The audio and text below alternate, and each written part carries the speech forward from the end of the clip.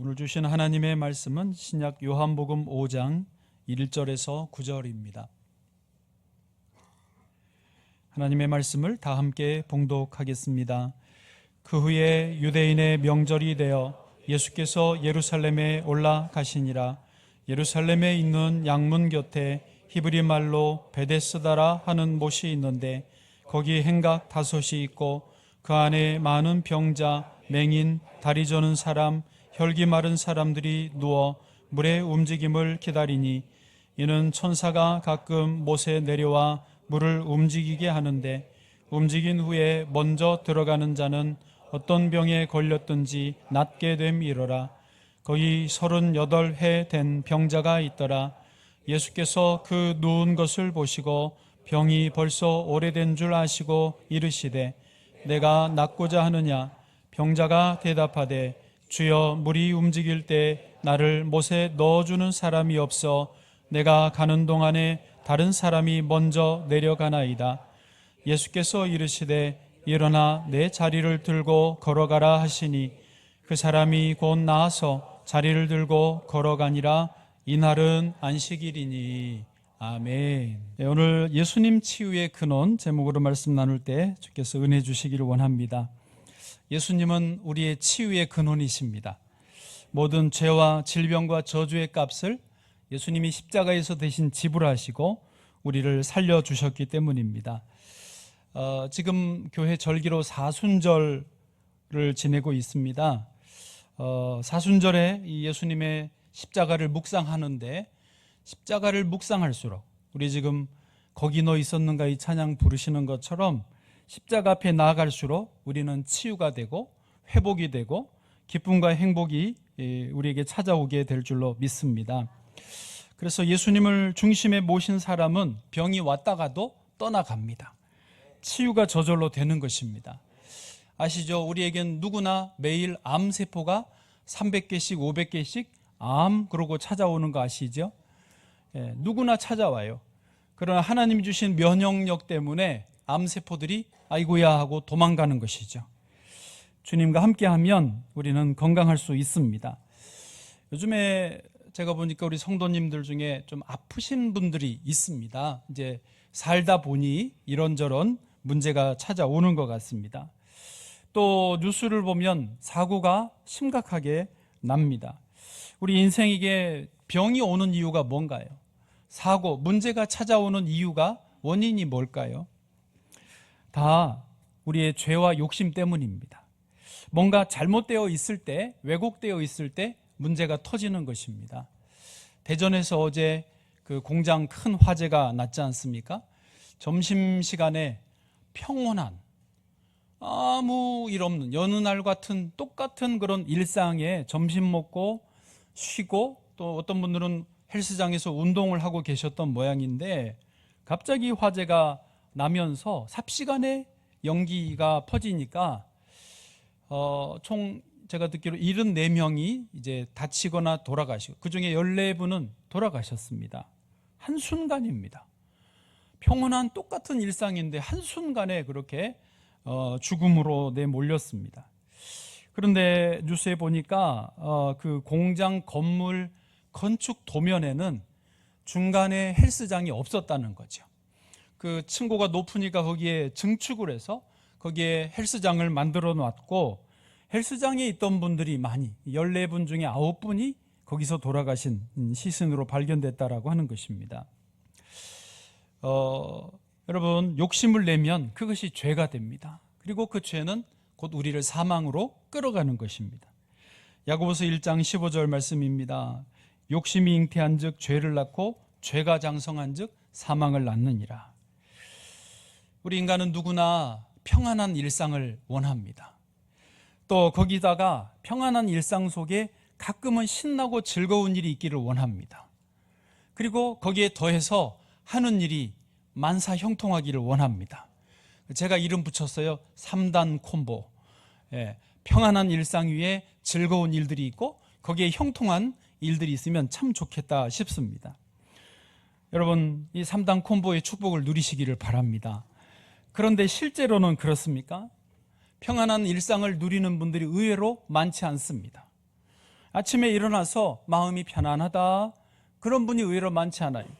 거기에 신나고 즐거운 일도 별로 없습니다. 더 나아가서 만사 형통, 아이고 형통은 고사하고 이 문제나 빨리 해결됐으면 좋겠다, 걱정 고민이 다 있습니다. 전쟁은 끝날 기미가 보이지를 않습니다. 이런 전쟁터 같은 세상에서 우리가 평안을 누리고 즐거움을 누리고 형통을 누리는 길이 무엇입니까? 그것은 교회 나와 예배드리는 것입니다. 주님 앞에 거룩하게 예배드리고 하나님을 만나는 이 시간이 우리에게 이 은혜를 회복해 주시는 시간인 줄로 믿습니다. 왜냐하면 삶의 중심을 잡아주기 때문에 그렇습니다. 혼란하고 복잡하죠. 그러나 평안은요, 중심이 잡히면 평안이 오는 것입니다. 형통도 중심이 제대로 잡히면 형통이 찾아오는 것입니다. 그래서 주일 예배는 하찮은 게 아니에요. 주일 예배는 드려도 되고 안 드려도 되는 게 아닙니다. 주일 예배는 내 삶의 중심이 되는 것이기 때문에 그렇습니다. 어떤 아들이 주일 아침에 어머니에게 말했습니다. 어머니, 제가 오늘 교회 가기 싫습니다. 어머니가 물었습니다. 왜 가기 싫으냐? 저는 너무 피곤해서 오늘은 쉬고 싶습니다. 그래서 어머니가 진지하게 다시 말했습니다. 목사가 주일에 교회 안 가면 누가 예배를 인도하란 말이냐? 저는 개인적으로 목회자인 것이 정말로 다행입니다. 제가 가만히 생각해 봤어요. 계산해 보니까 전도사 때부터 지금까지 35년 됐더라고요. 목사로는 29년 차더라고요. 어떻게 이렇게 벌써 됐는지 모르겠어요. 근데 가만히 어젯밤에 기도하면서 깨달았는데, 그래, 주일을 준비하기 위해서 엎드려 있는 이 자리 때문에, 이 시간 때문에 저는 뭐 어디 도망갈 수도 없고, 피곤하다고 귀찮다고 오기 싫다고 안 올 수도 없고, 그냥 죽으나 사나 여기 있어야 되는 거잖아요. 예배를 섬겨야 되잖아요. 이게 오히려 따지고 보니까 제 인생을 잡아줬더라고요.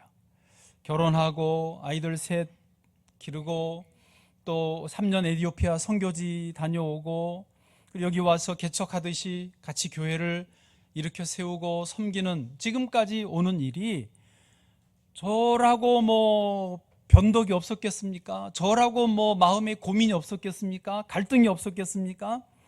그런데 주의를 지켜야 되니까 그 덕에 여기까지 그나마 왔다는 것입니다. 할렐루야. 여러분, 이 자리에 있는 여러분 주님이 지켜주시는 줄 믿습니다. BTS가 어제 광화문에서 컴백 공연을 가졌는데요. 생각보다는 덜 모여서 덜 혼잡스러웠고, 한 4만 명, 5만 명, 뭐 10만 명까지 모였다. 숫자를 세기가 어려우니까 조금 다르긴 하지만 어쨌든 광화문 현장에 모였습니다. 그리고 약 3억 명 정도가 넷플릭스로 시청을 했다고 합니다. 우리나라가 문화 강국으로서 김구 선생님의 문화 강국이 돼야 된다, 그 외침이 잘 이어져 가는 것 같습니다. 그런데 우연찮게도 잘 몰랐는데 제가 BTS의 상징색이 보라색이더라고요. 우리가 지금 사순절을 지내고 있는데 사순절 절기의 색이 보라색입니다. 우리 사순절 절기의 보라색에는 두 가지의 중요한 의미가 있습니다.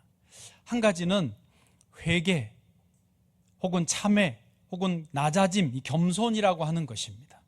그래서 이 사순절 기간 동안에 우리는 예수님의 십자가를 자주 묵상하고 엎드려 있고 내 죄를 고백하고 자기를 낮추는 시간을 사순절 기간 동안에 갖습니다. 그 다음에 두 번째 보라색의 의미는 왕과 존귀함을 상징합니다. 우리는 그러니까 첫 번째 회개하고 자기를 낮추면 주님께서 우리를 높여주시는 거죠. 왕의 왕이신 예수님이 너도 나의 자녀다. 여러분, 왕의 자녀는 왕자와 공주 아닙니까? 우리가 첫 번째 회개와 낮아짐이 되면 주님께서 우리를 다시 높여주시는 그런 것을 상징하는 게 이 보라색인 것입니다. 이 사순절 때 우리는 낮아짐과 높아짐을 경험하는 그 영적으로 회복하는 그런 시간들을 갖는 것입니다. 이것은 세상의 원리로 똑같습니다. 제가 잘 몰랐어요. BTS를 개인적으로 방탄소년단 이름이 뭐야? 왜 사람들이 저렇게 좋아하는가 사실 좀 관심을 덜 가졌다가 어제 좀 찾아봤어요. 그러니까 한 13년 전에 방탄소년단 이름 없는 무명의 7명의 소년들이 그 소속사도 그냥 중소기업이었더라고요. 지하에서 연습하면서 방송국 출연 기회도 없으니까 자기들이 SNS로 계속 전 세계로 내보냈던 거죠. 그러다가 1년 뒤에 미국 LA에서 공연을 했는데 그때 200명 왔대요. 그때는 전단지도 자기들이 돌렸대요. 그런 식으로 계속 했는데 방탄소년단이 왜 방탄이냐?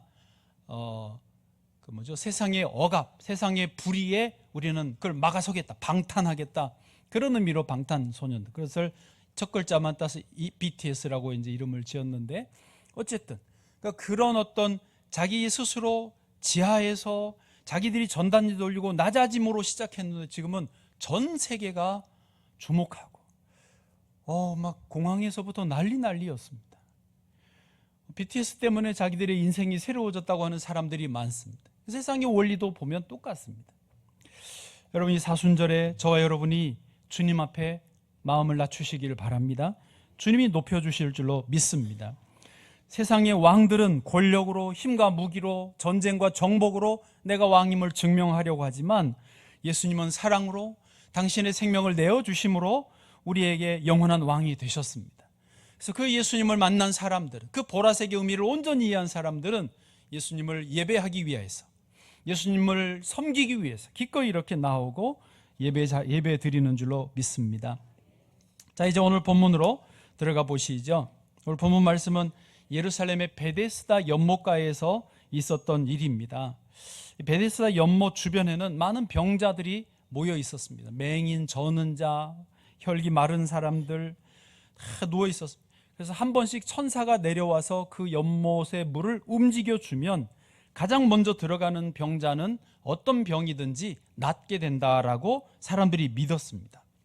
실제로 19세기 말에 고고학자들이 예루살렘 성을 발굴을 하다가 베데스다 연못을 찾았습니다.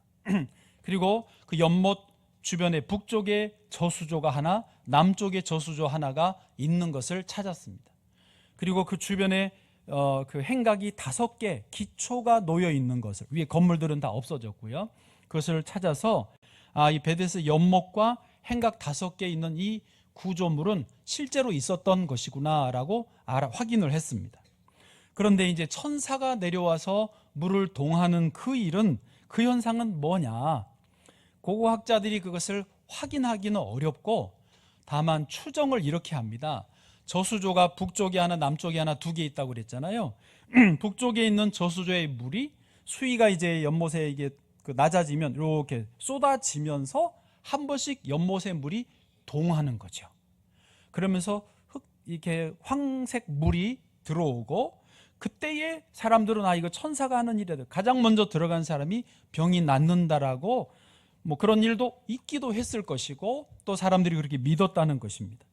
아마 그 물에 있는 성분이, 어떤 철이나 황 성분이 돌면서 물에 들어가는 사람에게 조금 치유가 효과가 있었지 않았나라고 학자들은 추정을 할 뿐입니다.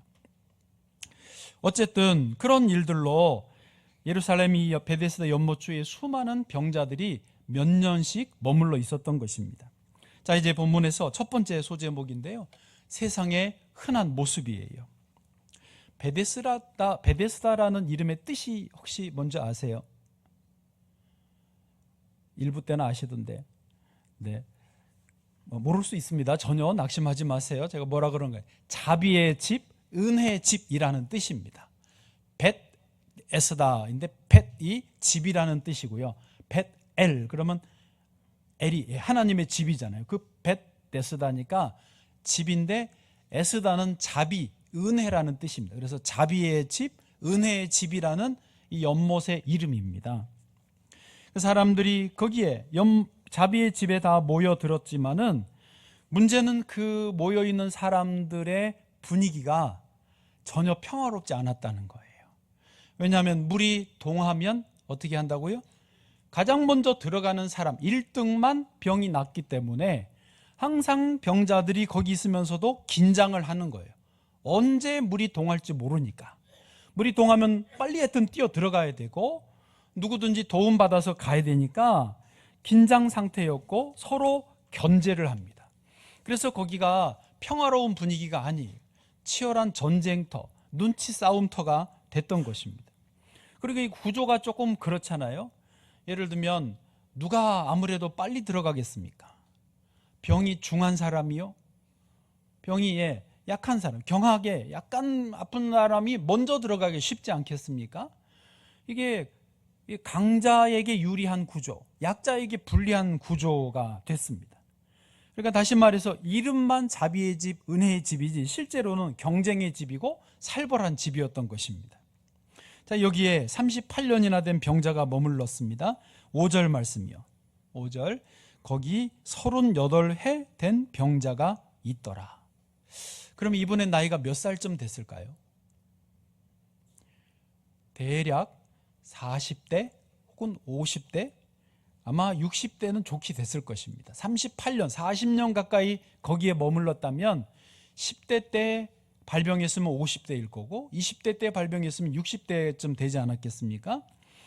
그러니까 그 젊을 때 병이 생겨서 치료해 보려다가 안 되니까 소문 듣고 베데스다 가면은 병을 나을 수 있다. 그 소문 따라서 여기까지 왔어요.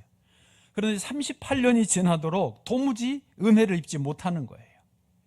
여러분 한번 생각해 보십시오. 38년이면 인생에서 거의 전부 아닙니까? 10대부터 20대부터 38년이면 이거는 인생의 전부를, 거의 중요한 청장년기를 여기서 다 보낸 거예요. 여러분, 사람들이 많이 그렇습니다. 인생이 이렇게 흘러가요. 나는 특별한 인생이야. 나는 기가 막힌 생애를 살 거야. 나는 아무런 그런 허무한 인생 살지 않을 거야 라고 다 생각하지만 의외로 인생은 허무하게 38년이 가버립니다. 내 꽃과 같은 젊은 날이, 내 참 아까운 인생 날이 의외로 금방 흘러가 버려요. 어느새 백발이고 어느새 몸이 아프고 걸어 다니기가 어려운 세월이 온다는 것입니다. 왜 이렇게 됐습니까? 그 찬양, 고단한 인생길 힘겨운 오늘도 예수 내 마음 아시네. 지나간 아픔도 마주할 세상도 예수 내 마음 아시네. 제 목소리도 참 맑고 청하였는데 이렇게 오늘따라 혼탁한 목소리가 납니다. 여러분의 잠을 깨워주고 있습니다. 여러분, 왜 이렇게 인생이 허무하게 가느냐? 사실은 그 뒤에 사탄이 있기 때문에 그렇습니다. 사단의 계략은 뭐냐? 우리를, 인생을 파괴하는 것입니다. 사단의 별명 자체가 이간질하는 자입니다. 어떻게든지 하나님 아버지와 우리 인생을 분리시켜서 우리 인생이 허무하게 만드는 거예요. 나는 열심히 사는데, 부지런히 사는데 우리 인생은 금방 화살처럼 지나가 버리게 만드는 것이 사단의 계략이고 목표인 것입니다. 수많은 사람들이 내 인생은 다를 거야, 나는 잘났어, 나는 제대로 살 거야, 난 한번 멋지게 성공해 볼 거야 하지만 다 똑같은 거예요. 예수님이 이야기해 주신 둘째 아들 탕자 이야기도 또 그거 아닙니까? 아버지, 재산 절반 좀 주세요. 제가 멋지게 성공해 보겠습니다. 아버지가요, 웬일로 띄워줬습니다. 재산 절반 아버지 거 받아서 어마어마한 재산 들고 가자마자 멋지게 사업하고 잘하면 좋겠지만 보니까 전략도 없어요. 계획도 없어요. 그냥 허랑방탕, 딱 네 글자, 허랑방탕하게 지내고 순식간에 재산 다 날려버렸습니다. 나중에는 자기 먹을 것도 없어서 너무너무 배가 고파진 거예요. 돼지지업 먹을 그 쥐업 열매도 못 먹어서 너무 배가 고팠습니다. 여러분, 사람은요, 배가 고파야 정신이 돌아옵니다. 아멘도 안 하시고. 그런 의미에서 금식하는 게 참 도움이 됩니다. 사순절에 금식해 보십시오. 고난주간 다가오는데 금식을 준비하십시오. 어쨌든 이 둘째 아들은 배가 고팠을 때 정신이 돌아왔습니다. 내 아버지 집에는 종들도 배부르게 먹는데 나는 여기서 굶주려 죽는구나. 그래서 안 떼지지만 아버지 집으로 한 걸음 한 걸음 갔어요.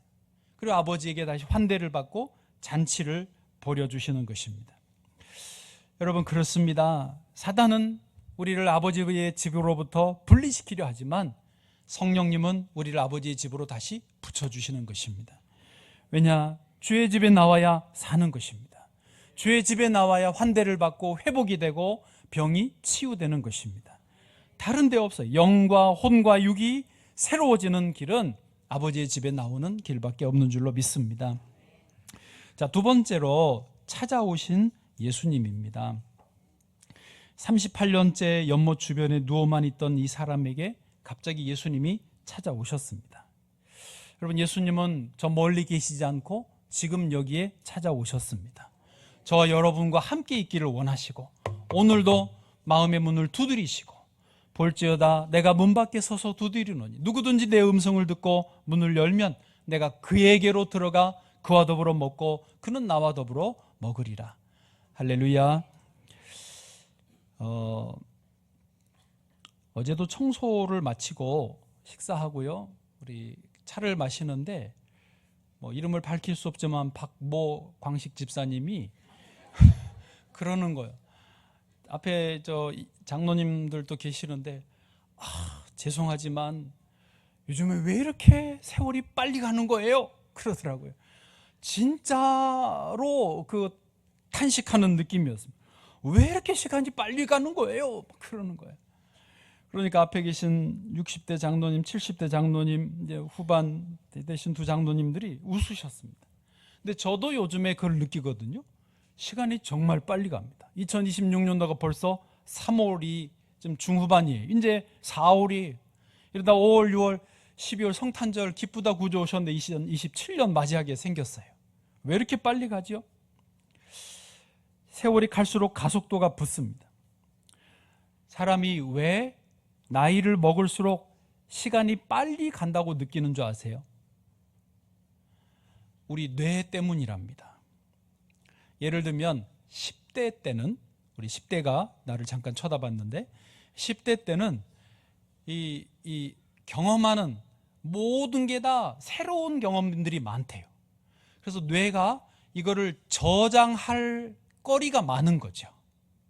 그에 비해서 50대는 그만큼 더 많이 이미 익숙하기 때문에, 60대는 그만 더 많이 익숙하기 때문에 뇌 입장에서는 새로 뭘 저장할 거리가 별로 없는 거예요. 그래서 기억을 압축해서 그냥 하루를 지내면 오늘 하루 잘 지냈어, 압축 끝. 이렇게 저장하다 보니 시간이 짧게 느껴진다는 거죠. 이해되신가요? 실제로 시간은, 물리적 시간은 똑같지만 단조롭고 변화가 없고 이미 익숙하고 이미 저장되어 있는 거를 반복하니 그게 그냥 그렇게 빠르게 가게 느껴진다는 것입니다. 여러분, 이 38년 된 병자도 생각해보면 도대체 어떻게 거기서 38년을 지냈을까? 집 떠나서 불편하고 낮에는 덥고 밤에는 춥고 외롭고 배도 고팠을 것이고 화장실도 변변치 않았을 텐데 거기서 어떻게 38년을 지냈을까? 여러분, 한편으로 생각해 보면 그런 거예요. 그냥 이제 거기에 적응하면 사는 거예요. 좀 표현이 죄송하지만 비루한, 비천한, 그 지저분한 거기서도 그냥 살게 되는 거예요. 뇌가, 몸이 적응을 하는 거예요. 그리고 인생은 안타깝지만 그렇게 끝나는 경우가 많다는 것이죠. 그런데 그 인생 앞에 갑자기 누가 나타나셨어요? 예수님이 나타나셨어요. 그리고 이렇게 질문을 하셨습니다. 예수님은요, 질문하기를 좋아하세요. 6절입니다. 같이 읽어보시죠. 시작. 예수께서 그 누운 것을 보시고 병이 벌써 오래된 줄 아시고 이르시되 내가 낫고자 하느냐. 아멘. 아유, 주님, 두말하면 잔소리죠. 당연히 낫고 싶죠. 그런데 주님이 네가 낫고자 하느냐라고 물어보십니다. 질문의 의도는 많습니다만은 어쨌든 그 사람의 생각을, 그 사람의 어떤 믿음을 알고 싶으신 거죠. 대답을 들어보면 그가 무슨 생각을 하는지, 어떤 세계 속에 있는지를 다 알 수 있기 때문에 그렇습니다. 표현이 됩니다. 자, 그 다음 절 7절 한번 보시죠. 7절 시작. 병자가 대답하되 주여 물이 움직일 때 나를 못에 넣어주는 사람이 없어 내가 가는 동안에 다른 사람이 먼저 내려가나이다. 아멘. 여러분 느낌이 어떠세요? 이 사람의 말이 틀린 건 아닙니다만은 그 사람의 세계관을 보여줍니다. 병이 낫고자 하는 것은 당연한 말이지만 낫는 방법이 지금 물이 동할 때 내가 나를 넣어줄 사람, 나는 몸을 못 움직이니까 옆에 사람이 누가 빨리 좀 넣어주면 좋겠는데 돕는 사람도 없어서 내가 저 연못에 빨리 1등으로 못 들어가서 병을 못 낫고 있습니다 라고 대답하는 거예요. 여러분, 이 병자는 지금 중요한 것을 놓치고 있습니다. 자기 앞에 서 계신 분이 누구인지를 모르고 있었던 거죠. 그분은 마음만 먹으면 당장 병을 고쳐주실 수 있는 분, 그분은 이 자기의 인생을 완전히 180도 뒤집어 놓으실 수 있는 분, 아니 창조자이시고 우주 만물의 주관자이시고 영원한 생명을 주실 수 있는 분이신 줄을 모르고 있는 거지요. 사실 병이 낫는 목적도 행복하기 위해서, 자유함을 누리기 위해서, 인생을 기쁘고 즐겁게 살고 싶어서 병이 낫고 싶어 한 건데 그 궁극적인 목표를 주실 수 있는 분이 자기 앞에 서 있는 것을 모르는 거지요. 그래서 자기가 신경 쓰는 그 세계밖에 안 보이는 거예요. 주여 물이 동할 때 나를 넣어줄 사람이 없어요. 내가 빨리 들어가고 싶어. 저기 못 들어가서 지금 어떡해요? 그것만 보고 있는 거예요. 많은 사람들이 자기 세계 속에 갇혀 있습니다. 우물 안에 개구리처럼 살고 있습니다. 주님을 바라보면 광대하신 주님, 온 우주 만물의 주인이신 하나님이 얼마든지 복을 부어 주실 수 있는데 그거를 못 보는 것입니다. 죄송합니다. 제가 어제 오해하지 마십시오. 이제 BTS가 공연을 한다고 그래서 저는 나의 주님께 예배를 드려야지 일부러 더 그 시간에 맞춰서 여기 엎드려 있었습니다. 또 오늘 말씀도 묵상하고 좀 기도하려고 이렇게 앉아 있었어요. 여기 앉아 있었어요. 이제 무릎 아파서 자주 못 앉는데 저기 앉는데 어제는 좀 일부러 여기 한 시간 이렇게 있었습니다. 그러니까 주님이 제 마음에 이렇게 임재해신 것 해지신 것 같더라고요. 그 사람이 환경 영향을 받으니까 무릎 꿇고 이렇게 앞에 있으면 더 가까이 주님이 느껴져요. 사람이니까. 그런데 이렇게 한참 기도하다가 제 마음에 오해하지는 마십시오. 턱 드는 생각이 1억이 크냐? 갑자기 저한테 턱하니 그런 생각이 드는 거예요. 제가 저 무의식 속에 1억이면 너무 크지 이런 생각이 제가 있었던 모양이에요. 1억이 크냐? 그런 마음이 턱 드는 거예요. 이게 뭐냐면 주님이 은혜를 주시면 1억이 문제냐? 1억이 뭐가 아깝냐? 1억이 크냐? 10억이고 100억이고 주님이 밀어주시면 1000억이고 1000조고 얼마든지 온 세계의 주인이 밀어주실 텐데 그건 뭐 그렇게 절절 매느냐? 그런 어떤 저 개인적인 감동을 받았습니다. 여러분, 작은 것에 너무 매이지 않기를 바랍니다. 주님이 오시면, 주님이 나의 주관자 되시면 나머지가 그저 소소하게 보여질 것입니다. 하나님 앞에서 저와 여러분이 배포를 키우기를 바랍니다.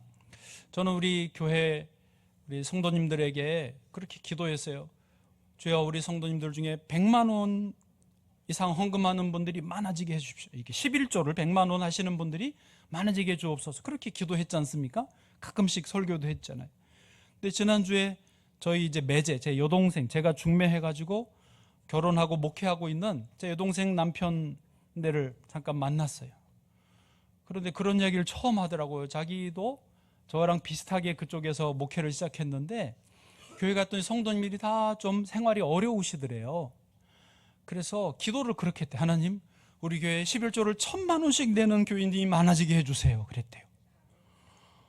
그랬더니 정말로 장로님 가정이 1000만 원씩을 11조를 하더래요. 금방은 아니지만 이렇게 하나님이 복을 주셔서 나도 1000만 원씩 했어야 되는데 내가 기왕 하는 거 하나님이 주실 건데 어차피 그래서 제가 회개했습니다. 용서하지, 뭐 돈 이야기하는 게 아니고 하나님 앞에 우리가 바로 서면, 하나님의 그 광대하심을 경험하면 그 38년 된 환자처럼 자기 세계 속에 갇혀가지고 하나님을 제대로 못 보는 거예요. 제가 아주 회개했다는 거 아닙니까? 그 이제부터 기도하려고요. 주여, 우리 교회도 1,000만 원 11조 하는 분들이 나오게 해 주옵소서. 아멘. 배포를 키워야 되는 것입니다. 다윗은 하나님 앞에 자기가 받은 복이 너무너무 많았어요. 하나님 앞에 하나님이 얼마나 위대하신 분인지 아니까 하나님 앞에 받은 복을 다 또 드리는 거예요. 전리품을 드리고, 그리고 그 성전을 지어 드리려고 성물을 다 준비해 드렸지 않았습니까?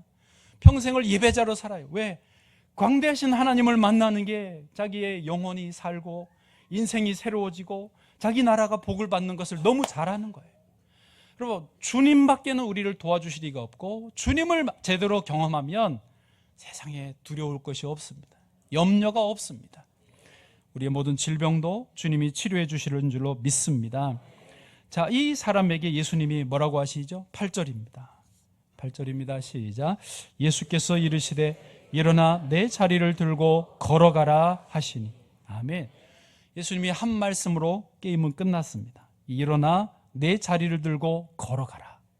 그러자 9절에 그 사람이 곧 나아서 자리를 들고 걸어가니라. 아멘. 그렇습니다. 주님이 자연의 섭리를 함부로 무시하지는 않으십니다. 그러나 주님을 제대로 만나면 왜곡되고 삐뚤어지고 병 걸리고 잘못되어 있는 것들이 정상으로 돌아오는 것입니다. 여러분, 가정이 어렵습니까? 주님을 주인으로 모셔보십시오. 가정이 정상으로 돌아올 것입니다. 인생의 균형과 조화가 무너졌습니까? 예수님을 주인으로 모셔보십시오. 인생이 가장 건강한, 가장 아름다운 인생이 될 줄로 믿습니다. 세상의 문제는 수만 가지일지라도 주님 앞으로 나오면 한순간에 해결이 되는 것입니다. 주님은 말씀으로 태산도 골리앗도 쓰러뜨리시고 모든 문제가 한순간에 눈 녹듯이 사라지게 해주시는 분이십니다.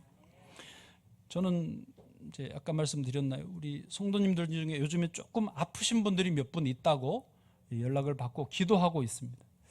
그러면서 잠깐 드는 생각이, 주여, 첨단 과학, 의료 기술, AI가 이렇게 발전하고 세상이 또 발전한다는데, 이제 무인 자동차 또 나온다는데 왜 여전히 아픈 분들은 많습니까? 더 힘들어 하십니다. 세상이 더 복잡해지는 것 같아요. 세상이 아무리 기술이 발전해도 하나님을 떠나면 똑같습니다. 오히려 더 뭐가 어려워질 것입니다.